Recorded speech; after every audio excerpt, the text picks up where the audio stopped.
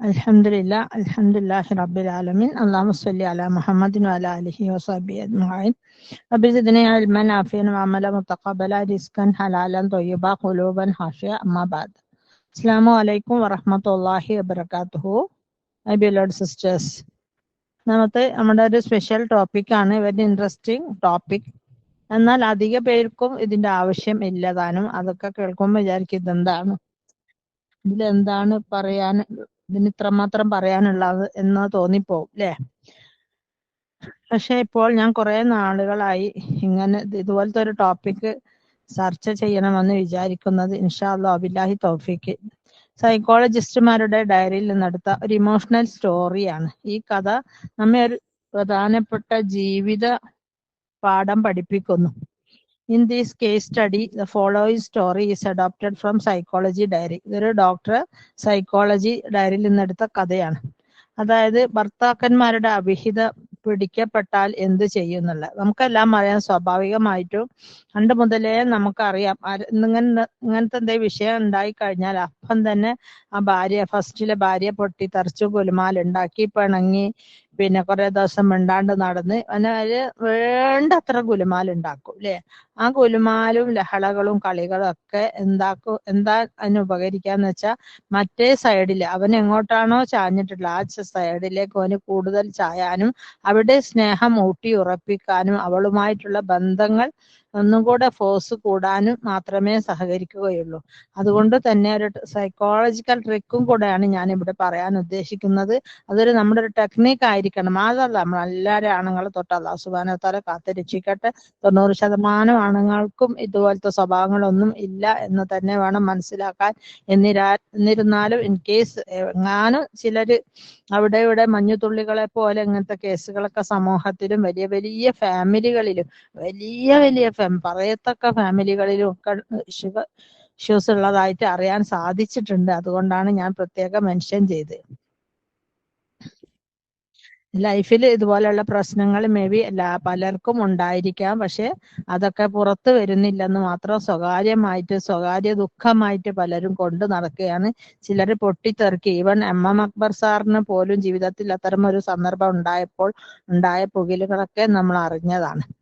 ഇപ്പോൾ ഞാൻ പങ്കുവെക്കാൻ പോകുന്ന പ്രശസ്ത സൈക്കോളജിസ്റ്റും കൗൺസിലറും ട്രെയിനറുമായ ഡോക്ടർ അബ്ദുസലാം ഒമർ പങ്കുവെച്ച ഒരു അനുഭവമാണ്. അതുകൊണ്ട് തന്നെ നിങ്ങളൊക്കെ ചിലപ്പോൾ മേ ബി നിങ്ങളൊക്കെ കേട്ടൊരു കഥയായിരിക്കാം. ഒരു പുതിയ സ്ട്രാറ്റജി ഡോക്ടർ ഇവിടെ അപ്ലൈ ചെയ്യുകയാണ്. ഇത് സൈക്കോളജിക്കലി പ്രൂവ്ഡ് ആയ കേസോ അല്ലെ ഖുർആനും ഹദീസും പറഞ്ഞിട്ടുള്ള ഒരു കേസോ ഒന്നല്ല.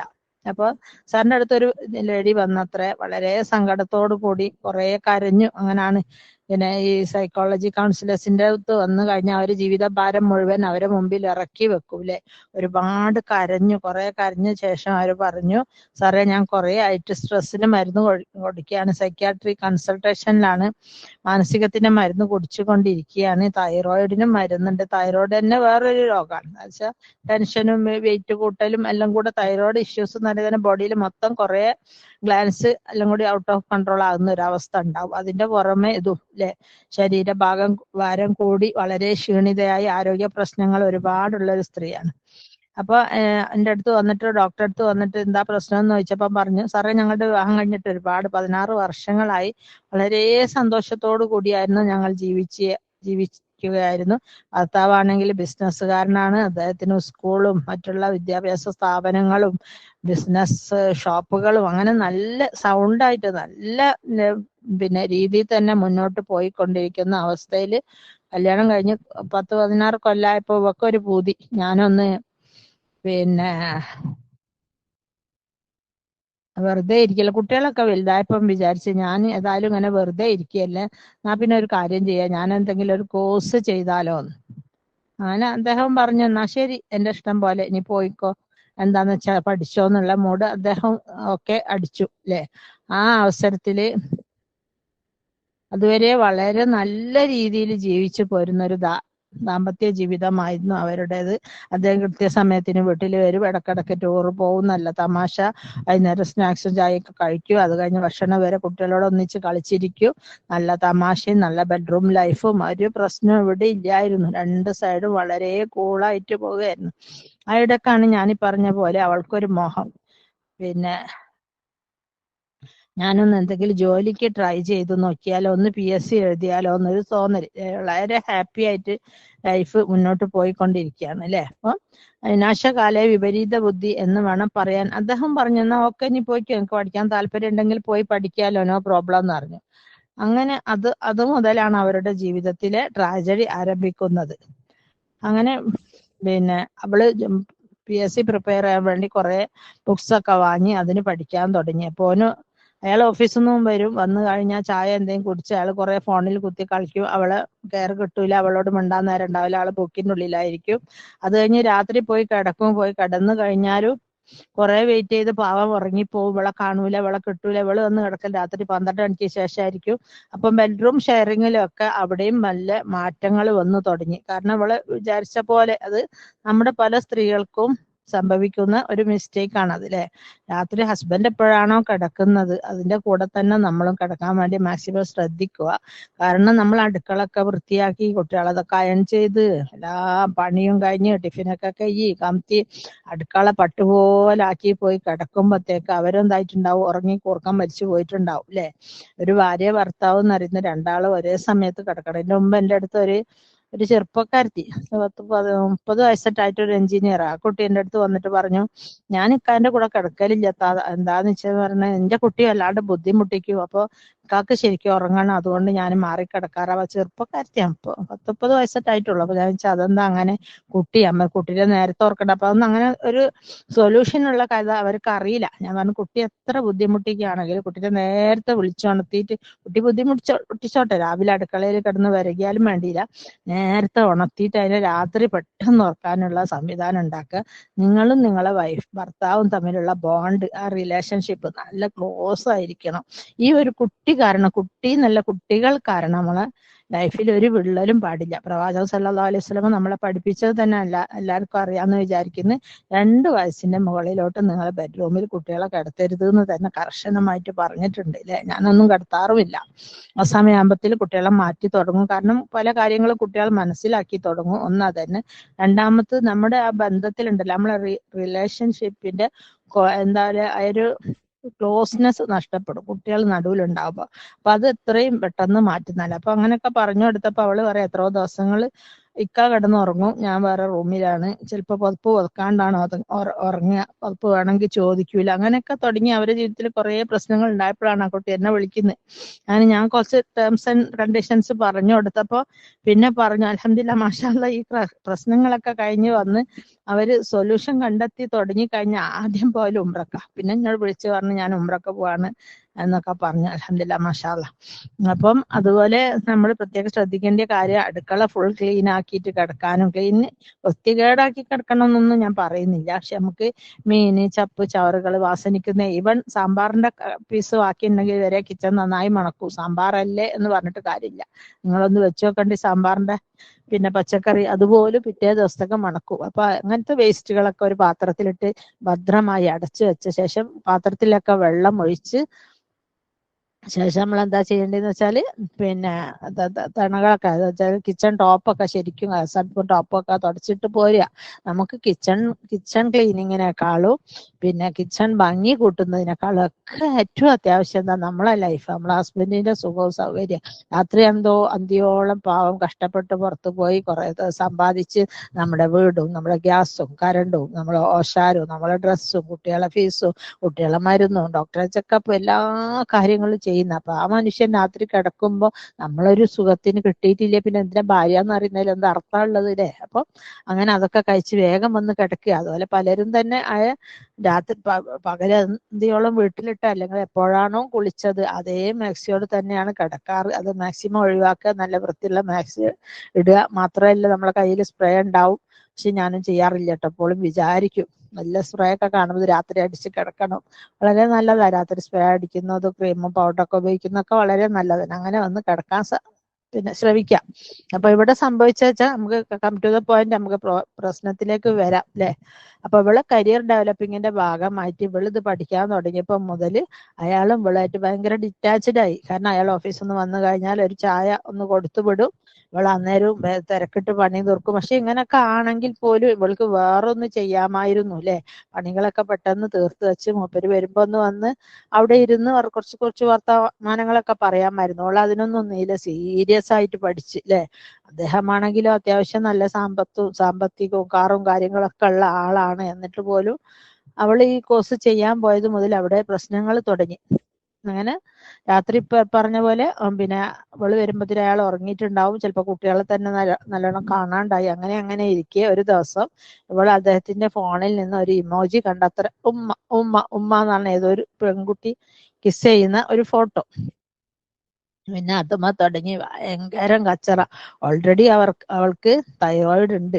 തൈറോയിഡ് പേഷ്യൻസിന് കുറേ സിംറ്റംസ് ഉണ്ട്. അവർക്ക് വെയിറ്റ് കൂടും, ഉറക്കം കുറയും, ദേഷ്യം, ഭയങ്കര ദേഷ്യമാണ്.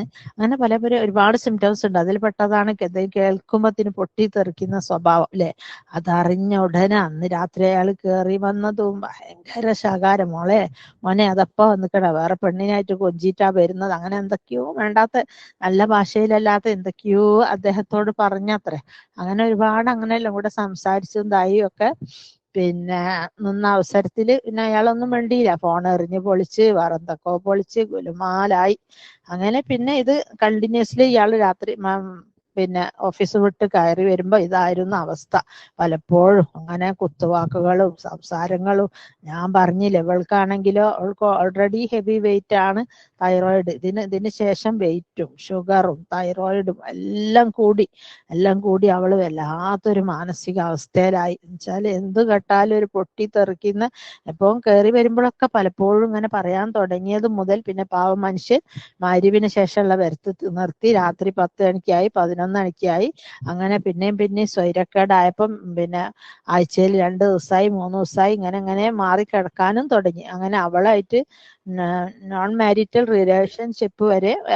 അപ്പോഴാണ് അയാൾ ഓഫീസിൽ ഒരു ലേഡി ഉണ്ടായിരുന്നു, അവര് പിന്നെ ആണ്, ഭർത്താവില്ല. പക്ഷെ അവളായിട്ട് ചാറ്റ് ചെയ്തപ്പോ അവൾക്കും ഒരു ഇണ വേണം എന്നുള്ള മൂഡിൽ അവളും ഇയാളായിട്ട് സംസാരിച്ച് നല്ല ഇണക്കം. അങ്ങനെ അവളെ വീട്ടിൽ പോയി കിടക്കൽ തുടങ്ങി. അങ്ങനെ ഗുലുമാല് തന്നെ. ഒരു മനസ്സമാധാനം കുട്ടികൾക്കും ഇല്ല, ഓൾക്കും ഇല്ല. അവളെ സംസാര രീതിയും വളരെ മോശമായി. ഇവിടൊക്കെയാണ് നമ്മൾ ഏറ്റവും കൂടുതൽ ശ്രദ്ധിക്കേണ്ടത് അല്ലെ. അവൾ എത്രമാത്രം കൈവിട്ടുവോ അത്രമാത്രം മറ്റവൾ അയാളെ കയ്യിൽ ഒതുക്കുകയാണ് ചെയ്യുന്നത് അല്ലെ. നമ്മള് ഡിറ്റാച്ച്മെന്റ് എത്രയാണോ അവിടെ അറ്റാച്ച്മെന്റ് കൂടുക ചെയ്യുന്നത്. അവൾക്ക് സ്നേഹവും കെയറും ലാളനയും ഒക്കെ കൂടി കിട്ടി ഇവളായിട്ട് ഇങ്ങനെ അകന്നു പോയി. കുട്ടികളായിട്ടും യാതൊരു ബന്ധവും ഇല്ലാത്ത കോലത്ത് പോയി. എന്താ കാരണം? ഈ PSC എക്സാം. ഈ PSC എക്സാം കൊണ്ട് അവൾ ഉദ്ദേശിക്കുന്ന കരിയർ ഡെവലപ്പിങ്ങും മണി ഏണിങ്ങും ഒക്കെ ആണെങ്കിൽ അതിന് മുമ്പേ നമ്മുടെ ജീവിതം കൈവിട്ടു പോയി എന്ന് വേണം മനസ്സിലാക്കാൻ അല്ലെ. അങ്ങനെ ഇവൾക്ക് ഈ അസുഖങ്ങളും കാര്യങ്ങളൊക്കെ അങ്ങനെ കൂടുതലായി. എനിക്ക് തോന്നുന്നു ഹസ്ബൻഡിന്റെ വീട്ടുകാരൊന്നും ഇടപെട്ടിട്ടില്ല. നമ്മളെ നാട്ടിലാണെങ്കിൽ അവർ ഇടപെട്ട് ഒരു കൊളാക്കല് വേറെ ഉണ്ടാവും അല്ലെ. അവരെ വക വേറെ പ്രശ്നങ്ങൾ വരും. പക്ഷെ ഇവരെനിക്ക് തോന്നുന്നു ഒറ്റപ്പെട്ട സ്ഥലത്തായതുകൊണ്ടേക്കും ഫാമിലി അല്ല ഹസ്ബൻഡിന്റെ വീട്ടുകാരെ കുറിച്ചുള്ള ഇഷ്യൂസ് ഒന്നും പറയുന്നില്ല. അങ്ങനെ ഒരു ദിവസം വെളുതുപോലെ അങ്ങനെ പതച്ച് നിൽക്കുന്ന സമയത്ത് അയാൾ കയറി വന്നപ്പോ ഒരൊറ്റ തുപ്പം കൊണ്ട് മുഖത്തേക്ക് ഇത് കൊടുത്തിട്ട് പറഞ്ഞ്, വൃത്തികെട്ട മനുഷ്യ, വേറെ ഇവിടെ പോയി കിടന്നണിച്ച് വരുന്ന എന്തൊക്കെയോ ഒക്കെ കുറെ വിളിച്ച് പറഞ്ഞു. അങ്ങനെ അന്ന് അയാൾ പോയ പോക്ക്. അങ്ങനെ എല്ലാം കൂടെ ഉലുമാല്. അപ്പൊ ഇവക്ക് ദേഷ്യം വരുമ്പോ പിന്നെ അയാൾക്ക് വീട്ടിലേക്ക് വരാൻ രാത്രിയാകുമ്പോ പേടിയാ. വന്നു കഴിഞ്ഞാൽ TV ആണോ പൊട്ടിക്കുക, മിക്സിയാണോ പൊട്ടിക്കുക, ഗ്ലാസ് ആണോ പൊട്ടിക്കുക, ഫോണാണോ പൊട്ടിക്കുക, ഒരു ഉറപ്പുമില്ല. ഭയങ്കര പ്രശ്നങ്ങളല്ല. അതുകൊണ്ട് പിന്നെ പാവം വീട്ടില് വരവും കുറച്ച്. അങ്ങനെ ദിവസങ്ങൾ മുന്നോട്ട് പോയി. ഉള്ള അസുഖങ്ങൾ കൂടി. അങ്ങനെ സൈക്യാട്രി. അങ്ങനെ ഒരു ദിവസം മുറ്റത്തിറങ്ങിന്ന നിലയും വെളിയും ഗുലുമാല്, വീട്ടിലുള്ള എല്ലാ പാത്രങ്ങളും എറിഞ്ഞുടച്ച് അങ്ങനെ ശരിക്കും ഒരു ഭ്രാന്തിയായ കോലത്തിലുള്ള അവസ്ഥയായി. അങ്ങനെയാണ് ഈ ഡോക്ടറെ അടുത്ത് എത്തുന്നത്, സൈക്കോളജിസ്റ്റിന്റെ അടുത്ത് എത്തുന്നത്. ഇയാൾ കഥകളൊക്കെ കേട്ടപ്പോൾ അയാൾ പറഞ്ഞു, ഞാനൊരു സ്ട്രാറ്റജി നിങ്ങൾക്ക് പറഞ്ഞു തരാം, അത് നമുക്ക് വർക്ക്ഔട്ട് ചെയ്ത് നോക്കാം, എങ്ങനെയുണ്ട്. അപ്പോൾ വെച്ച് സക്സസ് ആവുമെന്നൊന്നും പറയാൻ പറ്റൂല. എല്ലാം in the hand of God ആണല്ലോ, ദൈവത്തിന്റെ കയ്യിലാണല്ലോ, നമുക്കൊന്നും പറയാൻ പറ്റൂലല്ലോ അല്ലെ. ഒന്നാമത് പുവർ ഡയറ്റ്, ഭക്ഷണമാണെങ്കിൽ തീരെ ഇല്ല. ലാക്ക് ഓഫ് സ്ലീപ്പ്, അയാൾ പോയത് മുതൽ ഉറക്കമില്ല. പുവർ ന്യൂട്രീഷൻ, നല്ല ഫുഡില്ല. ലാക്ക് ഓഫ് എക്സസൈസ് ഇല്ല. ബോഡി ആണെങ്കിൽ എന്തോ കോലത്തിൽ, ഡ്രസ്സാണെങ്കിൽ ധരിക്കുന്നില്ല, അവളെ കാണുമ്പോഴേ അറപ്പാവും, അക്കോലത്തിൽ ഓള് മൊത്തത്തിൽ മാറി. അങ്ങനെയെല്ലാം കൂടെ ആയപ്പോൾ ഇതെല്ലാം കൂടെ അസോസിയേറ്റ് ചെയ്ത് വന്നപ്പോൾ വീട് കുളമായി, മക്കളെ മനസമാധാനം പോയി, അവരുടെ വിദ്യാഭ്യാസം അവതാളത്തിലായി. പാവം മക്കൾ എന്ത് ചെയ്യും? മക്കൾക്ക് എന്തെങ്കിലും ചെയ്യാൻ പറ്റുമോ? അങ്ങനത്തെ അവസ്ഥയിലൊക്കെ ഭയങ്കര പ്രശ്നമാണ്. ഇപ്പൊ അന്നത്തെ ആ മുഖത്ത് തുപ്പ് കിട്ടിയതോട് കൂടി ഒരാണുങ്ങളല്ല, അത് അയാളായതുകൊണ്ട് അടിച്ചില്ല അല്ലെ, വേറെ ആരാണെങ്കിൽ അപ്പം മുടി പിടിച്ച് പുറത്തിടും. അങ്ങനെല്ലാം കൂടെ പെരുമാറായി. ഡോക്ടറെ അടുത്ത് ഡോക്ടറാണ് ഞാനൊരു സ്ട്രാറ്റജി അപ്ലൈ ചെയ്യാം, നമുക്ക് നോക്കാം. അപ്പൊ അയാളോട് വെച്ച് എത്ര കാലം, 2 മാസം ഇനി ഒന്ന് സഫർ ചെയ്ത് കണ്ടിന്യൂ ചെയ്ത് നമുക്ക് നോക്കാം എന്താണ് മാറ്റം ഉണ്ടാവുമോ. അങ്ങനെ എന്താ സ്ട്രാറ്റജി എന്ന് വെച്ചാൽ, അന്ന് പിറ്റേ ദിവസം മുതല് പിന്നെ അദ്ദേഹം കയറി വരുമ്പം നല്ല ചിരിക്കുന്ന മുഖവും മാറ്റി സന്തോഷത്തോടു കൂടിയിട്ട് നല്ല രീതിയിൽ പെരുമാറുക അല്ലെ. ഏതൊരു കൗൺസിലിംഗ് കേസ് വന്നു കഴിഞ്ഞാൽ എൻ്റെ അടുത്ത് വരുമ്പോഴൊക്കെ ഞാൻ മനസ്സിലാക്കിയ ഒരു കാര്യമാണ്, both sides have made mistakes. രണ്ട് ഭാഗത്തും മിസ്റ്റേക്സ് ഉണ്ടാവും അല്ലെ.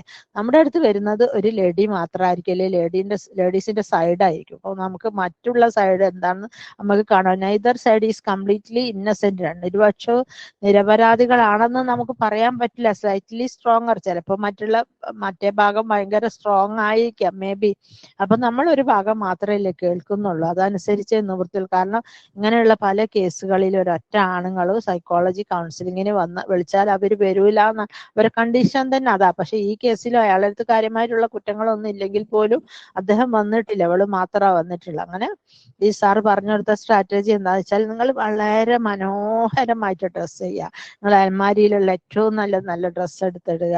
അതുപോലെ തന്നെ വന്നാലും മുഖത്തിന് എന്നാണ് ഈ 6 വർഷങ്ങൾക്ക് മുമ്പ്, ഒരു 16 വർഷത്തിൽ 9 വർഷം ഹാപ്പി ഫാമിലി ആയിരുന്നല്ലോ, ആ സമയത്ത് നിങ്ങൾ എങ്ങനെയാണോ പെരുമാറിയിരുന്നത് അതുപോലെ പെരുമാറുക. അതുപോലെ ഇപ്പൊ ഈ അർജന്റ് ആയിട്ടൊന്ന് ബ്യൂട്ടി, സൈക്കോളജി ആണല്ലോ, അവർ പറഞ്ഞു നിങ്ങളൊന്ന് ബ്യൂട്ടി പാർലർ പോകണം, നിങ്ങളെ കോല ആകെ മാറിയിട്ടുണ്ട്, മാറ്റിയെടുക്കണം. നന്നായിട്ട് രാവിലെ എണീറ്റ പാടെ എക്സസൈസും പിന്നെ മെഡിറ്റേഷനും ഒക്കെ ചെയ്യണം. ഈ പിന്നെ അദ്ദേഹത്തിന് ഇങ്ങനെ ഒരു ചെറിയൊരു മിസ്റ്റേക്ക് പറ്റിയത് കൊണ്ട്, നിങ്ങൾ ഇങ്ങനെയൊക്കെ കളിച്ചത് കൊണ്ട് ആർക്കാ നഷ്ടം? നമുക്ക് തന്നെ. നമ്മൾ രോഗിയായി, മെന്റലി പേഷ്യൻ്റായി, പിന്നെ ഷുഗർ വന്നു, തൈറോയിഡ് കൂടി, ബോഡി തടിച്ചു വീങ്ങി, കാണാൻ പറ്റാത്ത കൊല, മുഖപ്പോഴും ടെൻസ്ഡ്.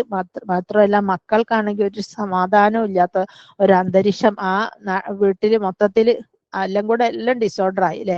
അതുകൊണ്ട് എന്താ നേട്ടം കിട്ടിയെന്ന് വെച്ചാൽ, ഇവിടെ എത്രത്തോളം ഡിറ്റാച്ച്ഡ് ആണോ അത്രത്തോളം അവളടുത്ത് ഡിറ്റാച്ച്ഡ്. ഇവിടെ വെറുപ്പും കൂടി, അവിടെ സ്നേഹവും കൂടി. ആ രീതിയിൽ അയാളെ മെയിൻറ്റെയിൻ ചെയ്യുകയും ചെയ്തു അല്ലെ. അപ്പൊ നമ്മൾ പ്രത്യേകം ശ്രദ്ധിക്കണ്ടേ, നമ്മൾ കൈവിട്ടു പോയാൽ, ഇങ്ങനെ ഒരു പ്രശ്നം വന്നു കഴിഞ്ഞാൽ നമ്മൾ കൈവിട്ടു പോയാൽ അത് മറ്റുള്ളവർക്ക് ഒന്ന് ചീഞ്ഞാൽ മറ്റൊന്ന് വളത്തിനെന്ന് പറഞ്ഞ ഒരവസ്ഥ ഉണ്ടാവും. ഒന്ന്. രണ്ടാമത്തത്, നമ്മളെ ബോഡി കെയർ ചെയ്യാണ്ട് നമ്മളെ അസുഖം മാറ്റി, നമ്മൾ മെന്റൽ പേഷ്യൻ്റ് ആക്കി, ഒരു മാനസിക രോഗിയായി, നമ്മൾ ക്ഷീണിച്ച്, നമുക്ക് ഒന്നിന് പിറകെ ഈ പിന്നെ തൈറോയിഡ് വന്നു കഴിഞ്ഞാൽ തന്നെ അതിന്റെ കൂടപ്പിറപ്പാണ് ബി പി ഒന്ന് കുറച്ച് കഴിയുമ്പോൾ പിന്നെ ഷുഗറോ കൊളസ്ട്രോൾ അങ്ങനെയുള്ള എല്ലാവരും കയറി ഇങ്ങനെ ഓരോരുത്തരായിട്ട് കയറി വരും അല്ലെ. ഇങ്ങനൊക്കെ ആക്കിയിട്ട് ഇപ്പൊ എന്താ നേട്ടം? ഒരു നേട്ടവും ഇല്ല. നമ്മളെ കുട്ടികൾക്കും നമ്മളെ ഫാമിലിക്കും നമ്മളെ സ്റ്റാറ്റസിനും നമ്മളെ കൗൺസിൽ നമ്മുടെ കമ്മ്യൂണിറ്റിയിലൊക്കെ ഒരു മോശം അല്ലെ. ഹസ്ബൻഡിന്റെ പേര് പറഞ്ഞിട്ടല്ല ആൾക്കാർ പറയാ, അയാള് സമൂഹത്തിൽ മോശക്കാരനാവുന്നു നമുക്ക് സന്തോഷമുള്ള കാര്യമൊന്നുമല്ലല്ലോ അല്ലെ. അപ്പൊ വമയാമൽ മിസ്കാല ദർറത്തിൻ ഹൈറയറ വമയാമൽ മിസ്കാല ദർറത്തിൻ ഷറയറ എന്ന് പറഞ്ഞ പോലെ തന്നെ, അദ്ദേഹം ചെയ്ത കുറ്റങ്ങൾക്ക് അദ്ദേഹത്തിന് കുറ്റം കിട്ടും എന്നല്ലാണ്ട് നമ്മൾ എന്താണോ ചെയ്ത ശരി അതിനായിരിക്കും അള്ളാഹു നമ്മളെ ശിക്ഷിക്കുകയും ഇതൊക്കെ ചെയ്യാം. അങ്ങനെ ഈ പറഞ്ഞ പോലെ അവരെ സ്റ്റാറ്റസ് ആകെ മാറി. അദ്ദേഹം വീട്ടിൽ വരും, ഭക്ഷണമൊക്കെ ഉണ്ടെങ്കിൽ കൊടുക്കും, ഇതാക്കും, നല്ല രീതിയിൽ സംസാരം, അവളായിട്ടുള്ള ബന്ധങ്ങൾ കണ്ടിന്യൂ ചെയ്യുന്നുണ്ട് എന്നല്ലാതെ ഇവിടെ പ്രശ്നങ്ങളൊന്നുമില്ല. അങ്ങനെ പിന്നെ ഒരു 6 മണി സമയത്ത് വരാൻ തുടങ്ങി, കുട്ടികളെപ്പുറം കളിക്കാൻ തുടങ്ങി, ചിരിക്കാൻ തുടങ്ങി, നല്ല ടേംസ് ആൻഡ് കണ്ടീഷൻസ് ഒക്കെ നന്നായി. പണ്ടത്തെ പോലത്തെ ഒരു ലൈഫ് അങ്ങനെ അവരെ ജീവിതത്തിൽ സംജാതമായി. അപ്പൊ പിന്നെ 2 മാസം കഴിഞ്ഞപ്പോൾ സാറിനെ വിളിച്ചിട്ട് അവള് പറഞ്ഞു, അങ്ങനെ കണ്ടീഷൻ, പക്ഷെ ഞാൻ നോർമലി പിന്നെ ബെഡ്റൂം ഷെയർ ചെയ്യാനൊന്നും പോകാറില്ല. പിന്നെ എന്താ പറയാ, അവൾ തമ്മിൽ സെക്ഷൽ കോണ്ടാക്ട് ഒന്നും ഇല്ല അങ്ങനൊക്കെ പറഞ്ഞു. അപ്പൊ സാറ് പറഞ്ഞു അത് പാടില്ല, ഇദ്ദേഹം നിങ്ങളെ ഹസ്ബൻഡ് തന്നെയാണ്, അതുകൊണ്ട് പിന്നെ ഇദ്ദേഹത്തിന് ഇങ്ങനെ ഒരു തെറ്റ് പറ്റിന്നല്ല, നമ്മൾ അറിയുന്നില്ല അവളായിട്ടുള്ള ഏത് ബന്ധാണ്, ഇങ്ങനത്തെ കോണ്ടാക്ട്സ് ഉണ്ടോ, സെക്ഷലി അവര് കമ്മിറ്റ്മെന്റ് ഉണ്ടോന്നൊന്നും നമുക്ക് അറിയില്ല, അതുകൊണ്ട് നിങ്ങളെ ഭർത്താവ് തന്നെയാണ്. ആ ഒരു നിക്കാഹ് കഴിച്ച ബലത്തിന്റെ ഇതിൽ നിങ്ങൾ എന്ത് ചെയ്യണം എന്ന് വെച്ചാല് അദ്ദേഹത്തിനെ സ്നേഹിക്കുകയും കൂടെ കിടക്കുകയും അങ്ങനെയൊക്കെ നല്ല രീതിയിൽ അങ്ങനെ മുന്നോട്ട് പോയി തുടങ്ങി. അതോടുകൂടെ പിന്നെ ആ ഫാമിലിയിലെ ഒരുവിധ ഇഷ്യൂസ് ഒക്കെ അങ്ങനെ മാറി തുടങ്ങി. കുറച്ച് കാലം അങ്ങനെ പോയി, വളരെ സ്നേഹത്തിലും നല്ല ലാണലും പരിഗണനയിലും ഒക്കെ ആയപ്പം തന്നെ മറ്റിടത്തിലുള്ള അവിടെ അറ്റാച്ച്മെന്റ് കൂടിയത് അവിടെ ഡിറ്റാച്ച്ഡ് ആയി, ഇവിടെ അറ്റാച്ച്ഡ് കൂടുതലായി. കുട്ടികൾക്കും ഒക്കെ നല്ല സംസാരവും സന്തോഷമൊക്കെ തുടങ്ങി. ഓളെ കണ്ടാലും ഒരു പുതുജീവൻ. ഇപ്പൊ നമ്മളെ സംബന്ധിച്ചിടത്തോളം നമ്മുടെ നാട്ടിൽ ഇപ്പോൾ ആരെങ്കിലും ഒരാൾ, ഇപ്പൊ ഞാൻ ഇങ്ങനെ ഒരുപാട് കേസസ് എന്റെ അറിവിലുണ്ട്. അപ്പൊ അതിലൊക്കെ ഇങ്ങനെ എപ്പോഴെങ്കിലും ഒരു ഫോണിൽ ഒരു ബന്ധം, ഒരു ഫോൺ കോള്, അതല്ലെങ്കിൽ ഒരു എന്താ പറയാ പിന്നെ എന്തെങ്കിലും ഒരു രീതിയിൽ എവിടെങ്കിലും ഒരു അറ്റാച്ച്മെന്റ് ഉണ്ടെന്ന് അറിഞ്ഞു കഴിഞ്ഞാൽ പെണ്ണുങ്ങൾ അപ്പം ചെയ്യാറ് പൊട്ടിത്തെറിക്കുക ചെയ്യുക അല്ലെ.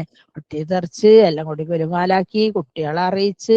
അപ്പൊ ഇദ്ദേഹത്തിന് ഇങ്ങനെ പറ്റിയതും പ്രശ്നമായതും ഒന്നല്ല, കുട്ടികളെ മുമ്പിലിട്ടിട്ട് കണ്ട അസഭ്യങ്ങൾ വിളിച്ചു പറയും, മുഖത്ത് തുപ്പയൊക്കെ ചെയ്തത് ഇദ്ദേഹത്തെ സംബന്ധിച്ചിടത്തോളം വലിയൊരു സീരിയസ് ഇഷ്യൂ തന്നെയാണ്.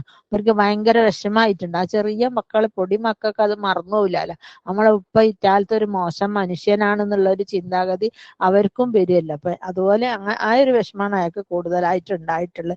എന്നിട്ടും വല്ലപ്പോഴും വരികയും ഇവരെ ഫുഡും കാര്യങ്ങളൊക്കെ പിന്നെ ചെയ്യുകയും കൊടുക്കുകയും വാങ്ങുകയൊക്കെ ചെയ്ത് നല്ലൊരു രീതിയിൽ തന്നെ ആയിരുന്നു പോയിരുന്നത്. അന്ന് 2 മാസം കഴിഞ്ഞാൽ പിന്നെ ഒരു ദിവസം കോള് വന്നിട്ട് പറഞ്ഞു, പിന്നെ സാർ ഇന്ന് എൻ്റെ ഹസ്ബൻഡ് വന്നിരുന്നു, ശരിക്കും കുടിച്ചിട്ടാ വന്നത്, എന്ത് പറ്റി, രണ്ടാമത് എന്താ പ്രശ്നം ഉണ്ടായെന്ന് വെച്ച്. അന്നേരം പറഞ്ഞില്ല, ഒടിച്ച് വന്നിട്ട് എൻ്റെ കാലുമേൽ വീണ് കാല് പിടിച്ച് മാപ്പ് ചോദിച്ച്, ആക്ച്വലി ഞാൻ നിന്നെ തന്നെയാണ് സ്നേഹിച്ചിരുന്നത്, നിന്നോട് തന്നെയാണ് എനിക്കിഷ്ടവും, പിന്നെ ഞാൻ അവളെ ഞാൻ വെറുതെ ഒരു സംസാരിച്ചപ്പോ, നമ്മൾ തമ്മിൽ അങ്ങനെ സംസാരിച്ചപ്പോ അവളൊരു എന്താ ഹാംഫുൾ അല്ലാത്തൊരു ഇമോജി ഇട്ടതാ, ഒരു കിസ് ചെയ്യുന്ന ഒരു ഇമോജി ഇട്ട് എന്നല്ലാണ്ട് ഞാൻ അവളുമായിട്ട് യാതൊരു ബന്ധവും ഇല്ല. അയാൾ നല്ലൊരു മനുഷ്യനാ, ആ ബന്ധവും ഇല്ല, അവളായിട്ട് അങ്ങനെ ഒരു ചിന്ത പോലും എൻ്റെ മനസ്സിലില്ലായിരുന്നു. പക്ഷെ നീ ഇങ്ങനെയൊക്കെ ചെയ്തു, പൊട്ടിത്തെറിച്ചു, കുട്ടികളെ മുമ്പിലിട്ട് എന്നെ ഇൻസൾട്ട് ചെയ്തു, ഇങ്ങനൊക്കെ പ്രശ്നങ്ങൾ വന്നപ്പോൾ ഞാൻ അവളോട് അറ്റാച്ച്ഡ് ആയി.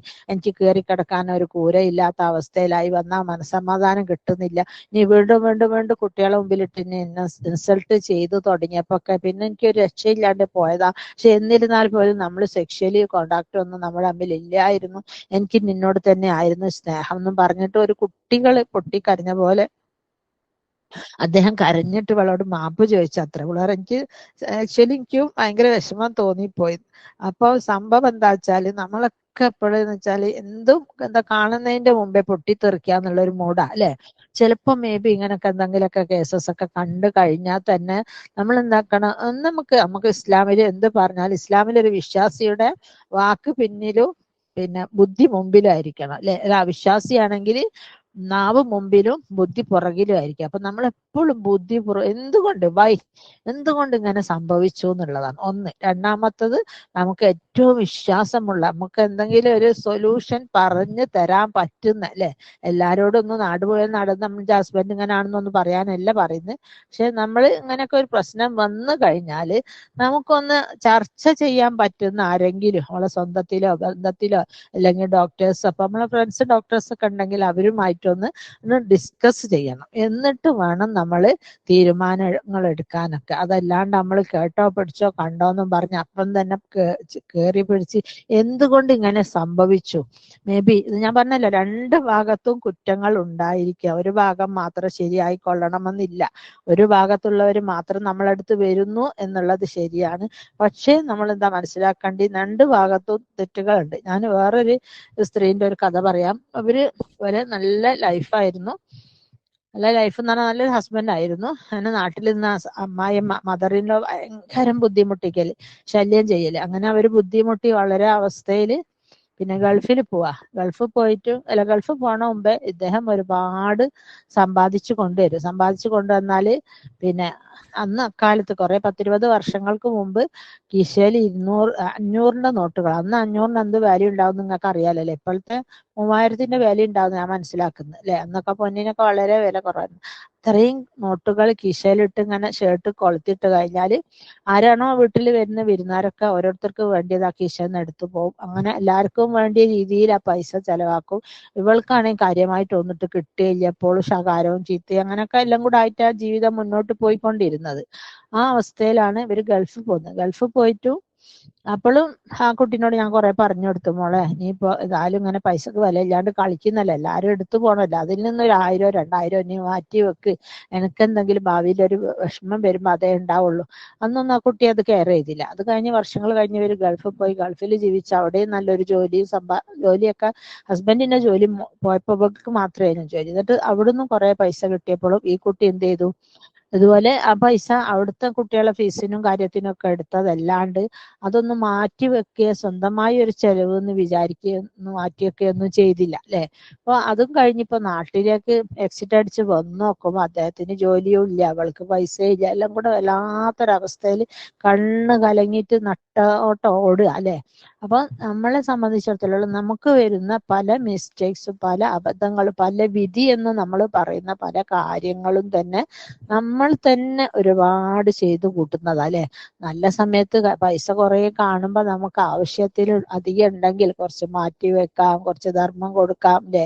അല്ലെങ്കിൽ കിട്ടിയ തന്ന അള്ളാഹുവിനോട് നമുക്ക് ഒരുപാട് നന്ദികൾ അർപ്പിക്കാം അല്ലെ. അതും ചെയ്യാം അല്ലെ. പക്ഷേ ഞാനിപ്പോ നല്ല റാഹത്തിലാണ് റബ്ബേ, എനിക്കിനി ഇത്രയും റാഹത്തൊന്നും എല്ലാ സമയത്തും ഇല്ലേ, കാറുണ്ട്, വീടുണ്ട്, ബസ്സുണ്ട്, എല്ലാറ്റിലുപരി മനസ്സമാധാനം ഉണ്ട് എന്നൊക്കെ പറയാം. പക്ഷെ നമ്മൾ അതൊന്നും പറയാൻ തയ്യാറല്ല അല്ലെ. അപ്പൊ നമ്മളൊരു ഇപ്പൊ ഈ കുട്ടീന്റെ ലൈഫ് തന്നെ 16 വർഷത്തിനിടയ്ക്ക് 9 വർഷകാലം വളരെ നല്ല അടിച്ചുപൊളി ലൈഫായിരുന്നു.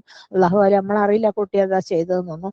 അപ്പൊ അങ്ങനെയൊക്കെ നല്ല കാലത്ത് നമ്മളൊന്നും ചെയ്യാൻ തയ്യാറല്ല അല്ലെ. നമ്മളിങ്ങനെ അന്നേരം എന്തോ ഒരു ഇതിലങ്ങനെ പോവും, ഹവേലങ്ങനെ പോവും. പിന്നെ പ്രശ്നങ്ങൾ വരുമ്പോഴാണ്, അതും പ്രശ്നങ്ങൾക്ക് ഒരു ചെറിയ ശതമാനം നമ്മളെന്തേലും വരുമ്പോ ആണുങ്ങളെ തലയിലിട്ട് പെണ്ണുങ്ങൾ രക്ഷപ്പെടുന്ന ഒരു സ്വഭാവം ഉണ്ടല്ലോ അല്ലെ. കാരണം നമുക്ക് കണ്ണീരുണ്ടല്ലോ അല്ലെ, എന്ത് പറഞ്ഞാലും കണ്ണീര്. സന്തോഷാണെങ്കിൽ എക്സ്ട്രീമിൽ നമ്മൾ സന്തോഷിക്കും മാത്രം.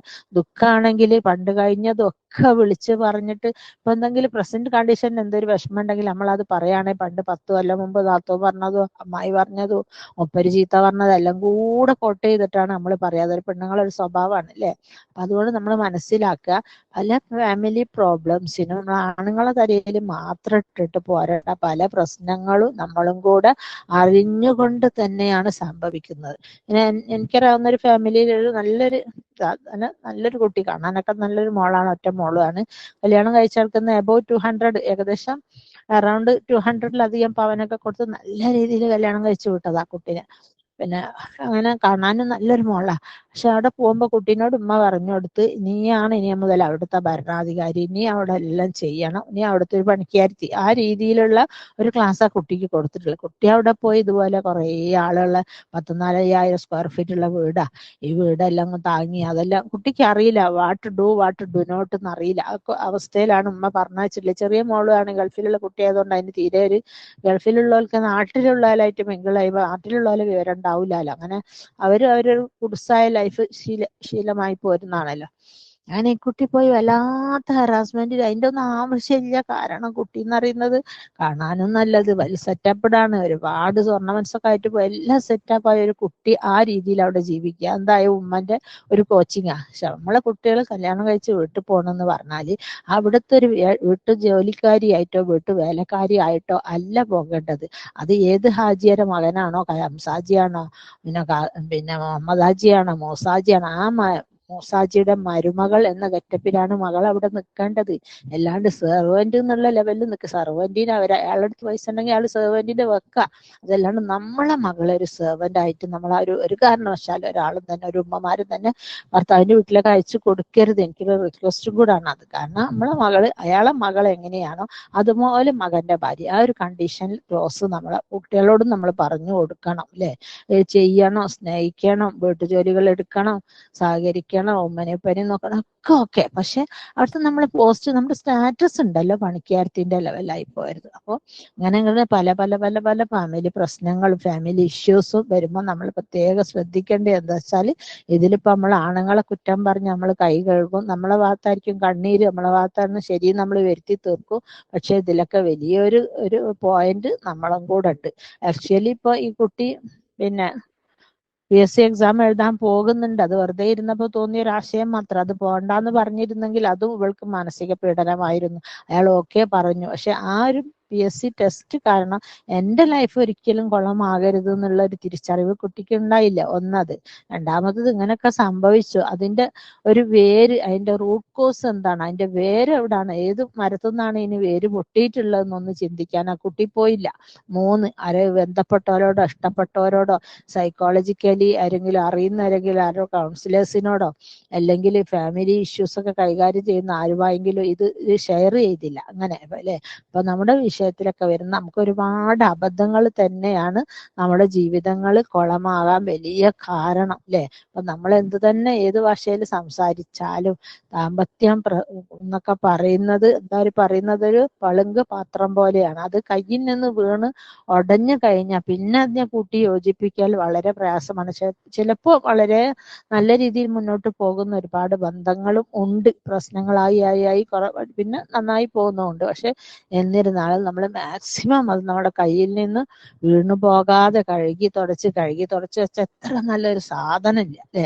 അതേസമയം ഇപ്പൊ ആണുങ്ങൾ വീട്ടിലേക്ക് കയറി വരുമ്പോൾ അവർ പല ഇമോഷണൽ ആയിരിക്കും വരിക. ചിലപ്പോൾ സാമ്പത്തികമായിട്ട് ഷോർട്ടേജ് ഉണ്ടാവും, ഷോപ്പിലൊക്കെ സാധനം കിട്ടിയിട്ടുണ്ടാവില്ല, അല്ലെങ്കിൽ സ്റ്റാഫ് ലീവായിരിക്കും, അല്ലെങ്കിൽ വേറെ ആരെങ്കിലും വന്ന് എന്തെങ്കിലും എന്തെങ്കിലും രജിസ്റ്റർ നടക്കാനുള്ള പൈസ കൊടുക്കാനുണ്ടാവില്ലേ, പള്ളി കമ്മിറ്റി ആയിട്ട് എന്തെങ്കിലും അഭിപ്രായ വ്യത്യാസങ്ങൾ ഉണ്ടാവും, ആരെങ്കിലും മുമ്പിലിട്ട് ഇൻസൾട്ട് ചെയ്തിട്ട് അങ്ങനെ എന്തെങ്കിലുമൊക്കെ ഇഷ്യൂസ് ആയിട്ടായിരിക്കും വരിക.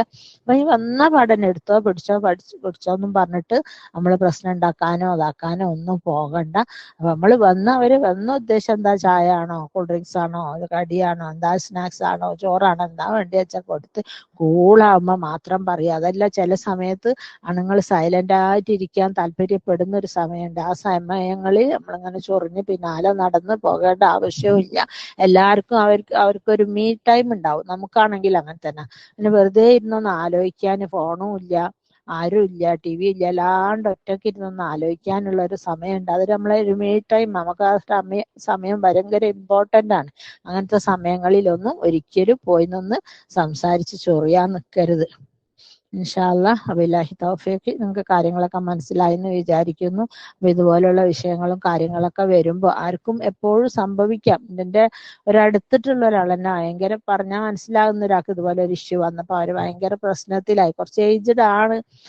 അങ്ങനെ ഹസ്ബൻഡ് ഭയങ്കര സ്വത്തുള്ള ആളാണ്. പക്ഷെ അങ്ങനെ ഒരു വിവാഹേതര ബന്ധം. അപ്പൊ അവർക്കത് സഹിക്കാൻ പറ്റിയില്ല.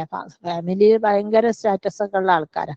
അങ്ങനെ ആത്മഹത്യയുടെ വക്കീലെത്തി എന്നെ കണ്ടപ്പോൾ ഞാൻ ചോദിച്ചു, നിങ്ങൾക്കൊന്നും എന്നോട് പറയാമായിരുന്നില്ലേ, എന്ന് പറഞ്ഞൂടെ, എന്റെ സൊല്യൂഷൻ കിട്ടുമല്ലോ. അന്നേരം പറഞ്ഞു, എങ്ങനെയാണ് ഞാനിത് പറയാ, നിങ്ങളെ അറിഞ്ഞാലോ എന്ന് വിചാരിച്ചു. പക്ഷെ നമുക്ക് അങ്ങനെ അറിഞ്ഞ വ്യക്തികളെ പേരൊന്നും പറയാൻ പാടില്ല. നമ്മൾ കൗൺസിലിംഗ് ക്ലാസ്സിൽ വെച്ചിട്ട് പ്രോമിസ് ചെയ്യുന്ന. അങ്ങനെ അത് അതിന്റെ റൂട്ട് കോസ് തെരഞ്ഞു നോക്കുമ്പോൾ എന്താ സംഭവിച്ചതെന്ന് വെച്ചാൽ 40-40 കഴിഞ്ഞ് മെൻസസ് ഒക്കെ എന്താ പറയുന്നത് നിന്ന് കഴിഞ്ഞാൽ ലേഡീസിന് ഒരു സ്വഭാവം ഉണ്ട്, ഞാൻ തെക്കോട്ടും നിങ്ങൾ വടക്കോട്ടും എന്നുള്ള മോഡ് അല്ലേ. പക്ഷെ അങ്ങനെ പാടില്ല. കല്യാണം കഴിഞ്ഞ് എത്ര വർഷങ്ങൾ കഴിഞ്ഞാലും നമ്മളൊരു മധുവിധു പോലെ തന്നെ ആയിരിക്കണം. തമാശ പറയുകയും തോണ്ടിക്കളിക്കുകയും എന്തെങ്കിലുമൊക്കെ പറയുകയും ചിരിക്കുകയും. നമുക്ക് കൂടുതലൊന്നും ചിരിക്കാനുള്ള സ്കോപ്പ് ഇല്ലെങ്കിൽ പോലും അങ്ങനെ നല്ല രീതിയിൽ തന്നെ ആയിരിക്കണം നമ്മൾ അപ്പോഴും മുന്നോട്ട് പോകേണ്ടത്. അല്ലാണ്ട് കുറച്ച് പ്രായമാകുമ്പോഴത്തേക്ക് നമ്മൾ ഭയങ്കര സീരിയസ് ആയി ഒരു തമാശയും പറയാണ്ട് അങ്ങനെ ആയി പോകരുത്.